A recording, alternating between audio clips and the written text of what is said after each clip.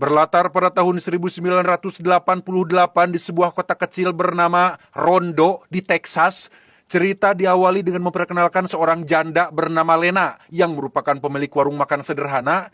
Tak sendiri, Lena masih punya seorang ayah bernama Owen yang kebetulan kondisi fisiknya harus menggunakan kursi roda.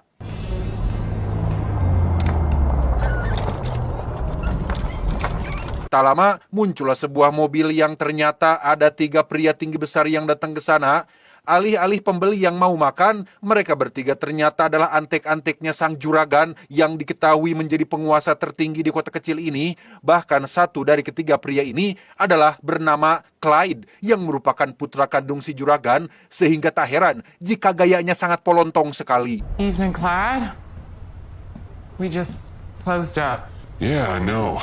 Just making a short business call. Entah apa yang membuat Lena dan Owen ayahnya tidak berdaya, mereka berdua terlihat sangat patuh terhadap perintah Clyde yang meminta keduanya untuk jangan sampai datang terlambat. Entah disuruh datang kemana dan apa yang sebenarnya terjadi dengan warga di kota ini, Clyde pun mulai bersikap kasar dengan mencekik leher Lena dari bagian belakang sehingga... Whether you like it or not. Clyde, I'm gonna ask you kindly. Tak terima diinterupsi, Clyde pun meminta maaf kepada Owen sebagai ayahnya. Namun yang terjadi selanjutnya adalah... No, wait. Daddy! Are you okay? Tak berdaya, itulah kondisi Lena dan ayahnya sehingga di dalam kesendiriannya, Lena yang suaminya gugur di medan perang pun sering berdoa agar dikirimkan malaikat untuk membebaskan kota kecil ini dari penderitaan. If there was ever a time, it's now. Dan mari saya perkenalkan Anda dengan sosok si juragan. Ini bebenguknya, tinggal dengan nyaman di rumah besar dan segala kekayaan yang dimiliki. Juragan adalah penguasa kota kecil ini. Saat Clyde putranya akan berangkat kerja sebagai preman yang suka patroli, juragan mengingatkan Clyde untuk selalu awasi dengan jeli setiap warga mereka dan jangan sampai ada yang buka suara tentang kegiatan mereka di kota kecil ini. All right. See you later.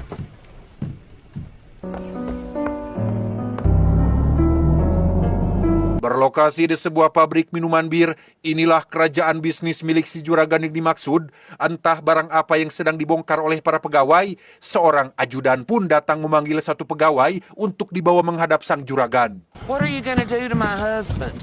Get in.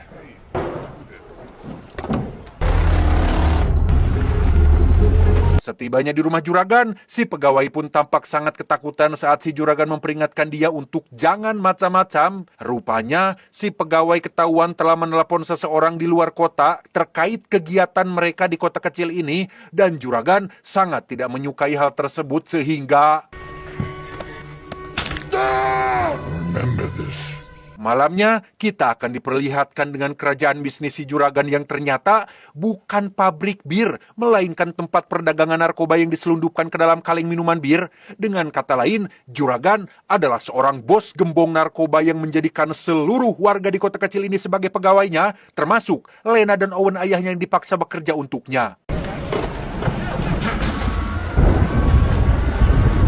Dan kisah akan berfokus pada seorang pengembara asing yang entah datang dari mana. Dia bernama, kita panggil saja dulu si Abah, karena usianya yang sudah tua. Tempat pertama yang Abah datangi adalah sebuah kafe untuk ia bisa sarapan. Terang-terangan Abah mengaku tidak punya uang, tapi bisa melakukan apapun pekerjaan. Yang karena rak di sana sedang rusak, si pemilik kafe pun meminta si Abah untuk memperbaikinya.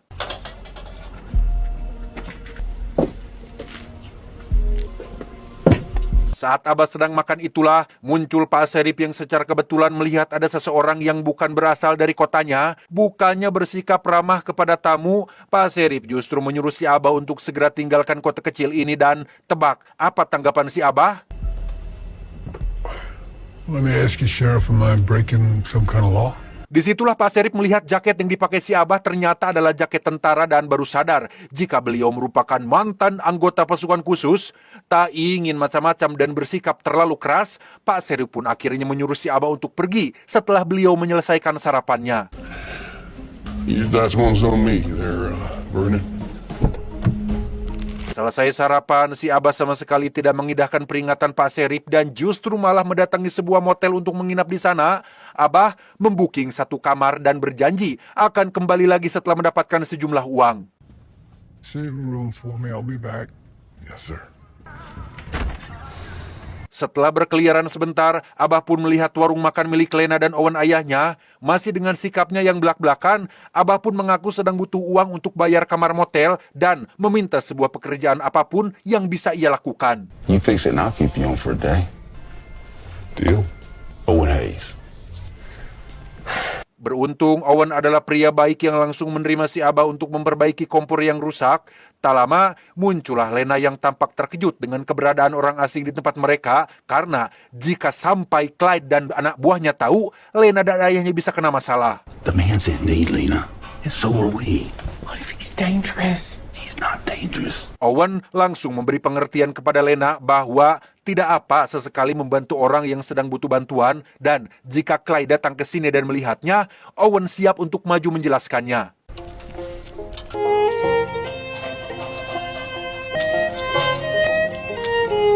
Beberapa jam kemudian, Abah akhirnya berhasil memperbaiki kompor mereka yang rusak. Tak hanya kompor, Abah juga memperbaiki rak dinding mereka yang hampir copot. Dan tebak, siapa yang akan datang sebentar lagi? Clyde. Owen. Ya, itu adalah Clyde dan anak buahnya yang langsung menanyakan siapa sosok si Abah.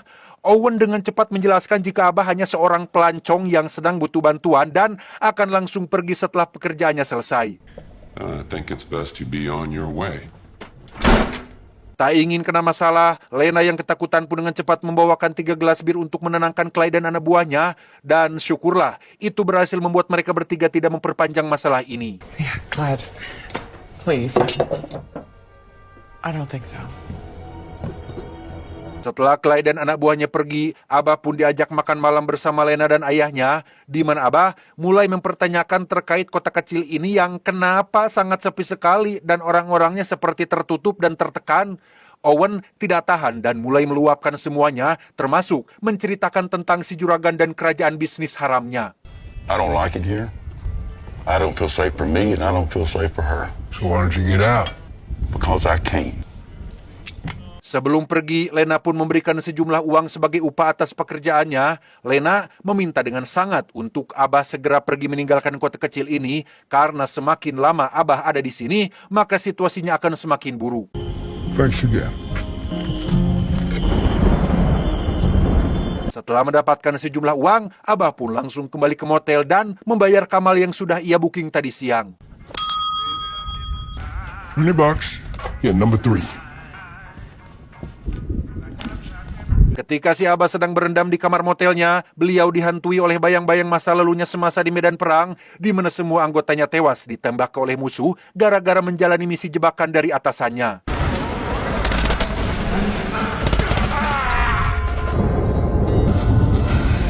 Besokan paginya, bukannya langsung pergi dari kota ini, Abah justru kembali ke warung makan milik Lena dan memperbaiki talang air yang sudah rusak. Berbeda dengan Owen yang senang dengan keberadaan Abah di sana, Lena tampak sangat khawatir karena jika sampai Clyde tahu Abah masih ada di tempatnya, maka masalahlah yang akan menimpa mereka.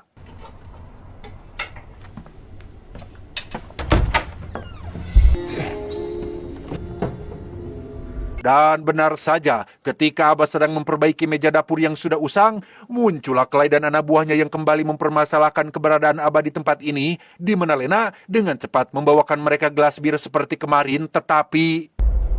Now you know the rules. I know, but What the hell has got to shut your mouth? you are making a big deal out of nothing, Clyde. Melihat tangan Lena ditarik, Abah masih bisa sabar dengan tidak melakukan apa-apa. Tetapi ketika Clyde mulai bertindak di luar batas dan menyakiti seorang perempuan, emosi Abah pun mulai naik dan ya anjing, inilah yang Abah lakukan. Clear your weapons. Setelah Abah berhasil mengusir Clyde dan anak buahnya, Owen dan Lena pun langsung memanggil beberapa warga untuk membahas masalah ini. Dengan asumsi bahwa Abah punya kenalan orang kuat di kemiliteran, mereka pun mulai menaruh harapan besar pada si Abah yang mungkin bisa membebaskan mereka dari penderitaan. Maybe he knows someone that can help us.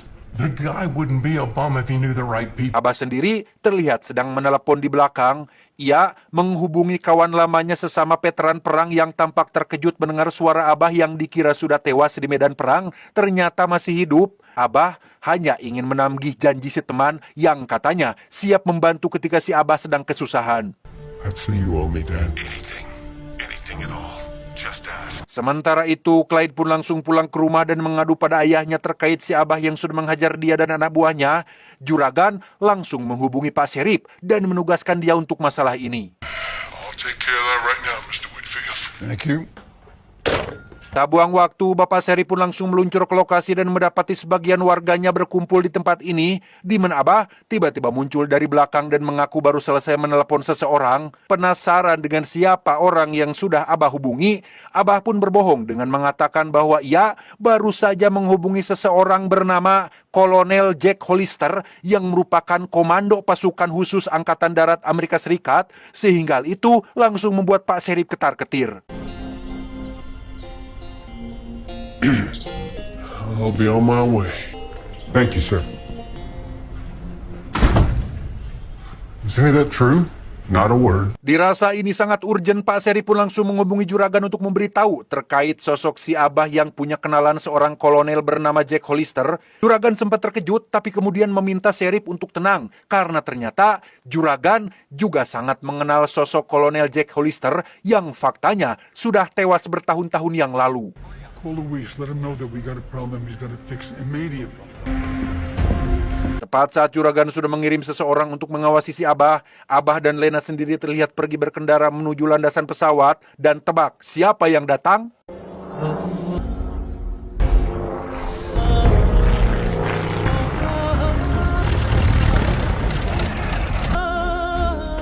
Ya, itu adalah pesawat milik teman si Abah yang sebelumnya dihubungi. Sesuai permintaannya di telepon, kedatangan si teman adalah untuk mengirimkan souvenir berupa kantong berisi senjata api lengkap untuk berperang, tanpa sadar jika di kejauhan ada antek-antek si juragan yang sedang mengawasi.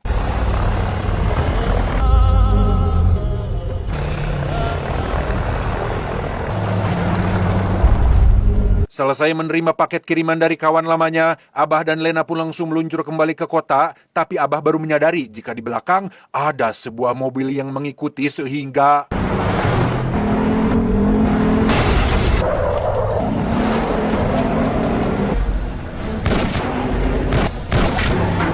Kedua antek juragan pun mengambil jalur lain tepat di samping sungai, di mana mereka mulai melepaskan beberapa tembakan dan...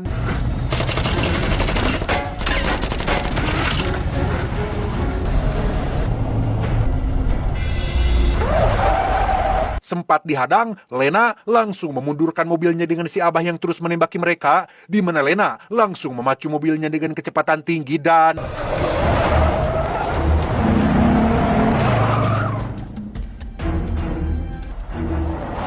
Berlokasi di pabrik terbengkalai, Lena dan Abah pun masuk ke sana untuk bersembunyi, tetapi kedua antek juragan berhasil mengetahui hal itu dan langsung masuk menyusul mereka berdua.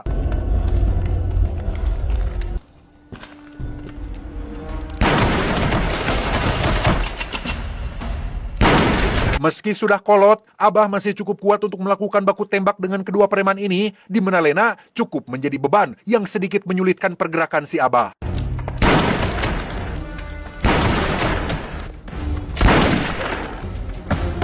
Sadar kedua preman ini tak akan berhenti, Abah pun memberikan Lena sepucuk pistol untuk ia melindungi dirinya sendiri, sementara Abah akan menghadapi mereka berdua seorang diri.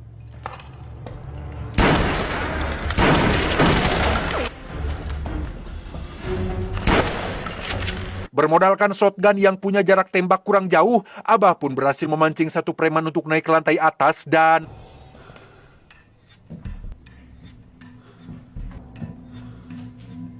Sambil bersembunyi dengan posisi terlentang, Abah pun dengan cepat mengisi peluru shotgunnya, di mana si preman tampak kebingungan saat melihat beberapa kulkas bekas yang berada di sana, sehingga...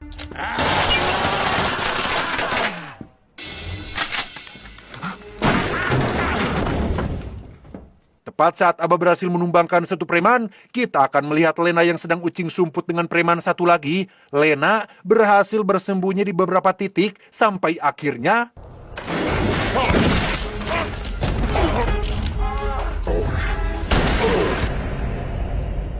Ya, Abah berhasil menembak si preman dari atas dan menyelamatkan Lena tepat waktu.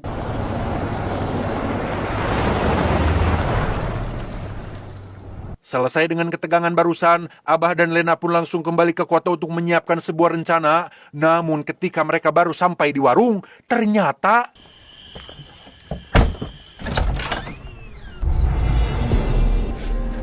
Surprise. terlambat sudah. Clyde dan anak buahnya sudah keburu menyandra Owen dan beberapa warga yang ada di sana. Clyde menganggap kejadian tadi siang sebagai masalah personal sampai-sampai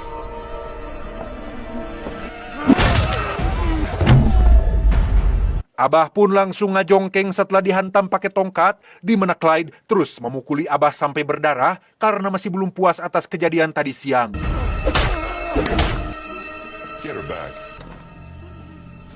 Puas menghajar si Abah, Clyde pun memperingatkan Owen dan semua warga bahwa sanksi atas pengkhianatan mereka akan sangat berat. Tapi untuk Lena, Clyde memberinya pengecualian karena sejak awal si Clyde ini memang ada rasa atau naksir kepada Lena. Si ajudan yang berada di sana pun mengingatkan Clyde tentang perintah juragan untuk habisi semua pengkhianat. Namun karena Clyde adalah putra sang juragan dan dia tetap kekeh ingin membawa Lena, si ajudan pun tidak bisa berbuat apa-apa. Get the hell out of my way, Zeke. An hour later. I didn't think so.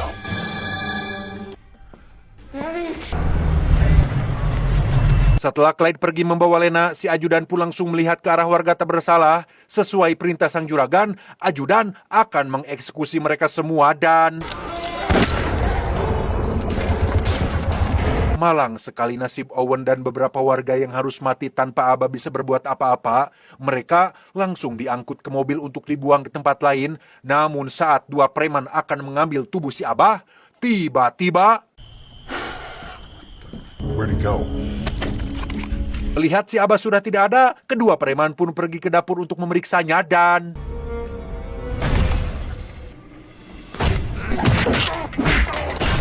ya, si Abah langsung menghajar mereka berdua dan inilah aksi beliau yang sangat brutal.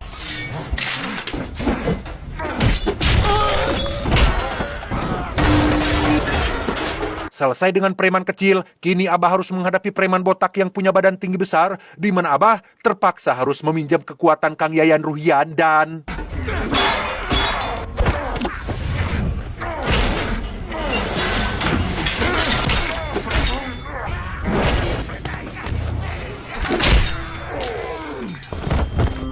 layaknya Iko Uwais, Abah pun berhasil menumbangkan preman botak dengan tangannya sendiri. Agak mustahil memang, tapi beliau berhasil melakukannya.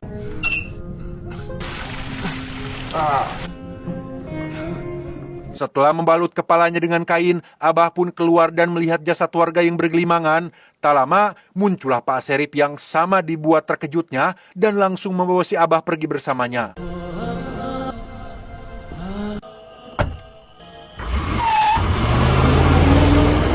Pak Serip memborgol Abah ke mobil dan membawa dia ke pabrik narkoba. Tanpa Serip sadari, Abah diam-diam sudah membawa seonggok kawat di sakunya dan berusaha untuk membuka borgol tersebut. Serip kemudian menghadap si ajudan dan sedikit mengeluh tentang tindakan mereka yang sudah sangat keterlaluan. Menurut Serip, mereka tidak perlu sampai menghabisi warga tak bersalah karena bagaimanapun juga dia adalah seorang Serip yang masih punya hati nurani dan agak sakit hati ya melihat warganya sendiri mati dengan cara seperti itu. Sehingga alih-alih kooperatif, Serip pun mulai melakukan pemberontakan tetapi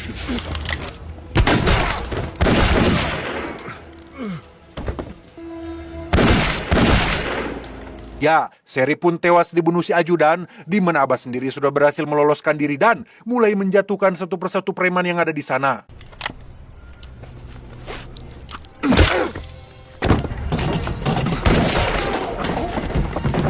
Seperti Atami Korpi yang dijuluki sebagai One Army Man, Abah pun berhasil melumpuhkan belasan preman hanya seorang diri dan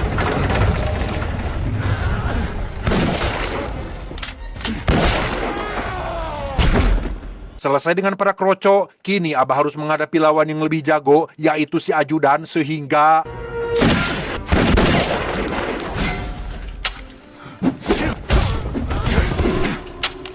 Dengan gaya hand-to-hand combat alias gaya bertarung jarak dekat, Abah dan si ajudan pun melakukan pertarungan intens yang cukup menggugah adrenalin dan...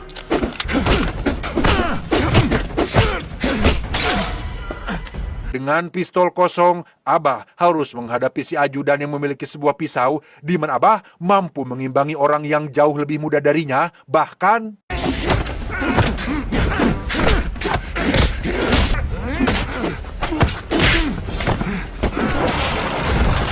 Pertarungan pun berlangsung alot dengan si Abah yang tak kunjung lelah. Si ajudan sempat heran dari mana staminanya berasal. Apakah karena sering minum jamu atau kuku bima? Entahlah. Abah kemudian naik ke atas tangga dan mulai memanfaatkan sesuatu yang ada di sekitarnya. Sampai akhirnya...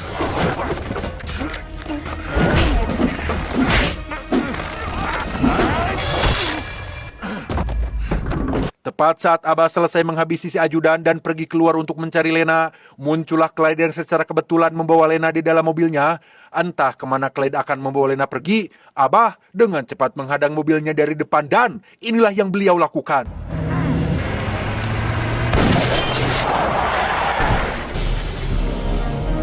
Abah berhasil menembak Clyde tepat sasaran dan menyelamatkan Lena dari bahaya. Karena semua orang sudah mati, Abah pun membawa serta Lena pergi ke kediaman si juragan untuk membuat perhitungan atas semua kekejaman yang dilakukannya.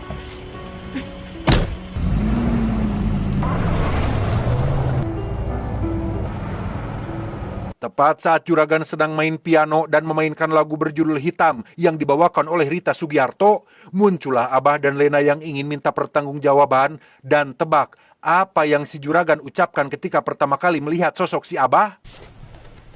Jack Holst, what the hell are you doing here? Ya, ternyata Kolonel Jack Hollister yang sempat disebutkan tadi tidak lain adalah si Abah itu sendiri, yang mana ketika juragan memanggil si Abah dengan sebutan prajurit, disitulah saya baru sadar jika si juragan adalah mantan atasan si Abah yang punya pangkat jenderal. Dengan kata lain, orang yang mengirim Abah ke dalam misi bunuh diri di masa lalu adalah si juragan kop ini. You sent us in there. You knew we'd get annihilated. You knew that. Dengan fakta bahwa si juraganlah yang telah menyebabkan semua anggota pasukan khususnya tewas, Abah pun semakin dibuat murka melihat bebenguknya yang pianyingeun sehingga... You hear me, soldier? Do you understand me? Mamam sate kop. Tak hanya ditembak cokornya, Abah juga menyiram si juragan menggunakan alkohol dan Anda sudah pasti tahu apa kelanjutannya.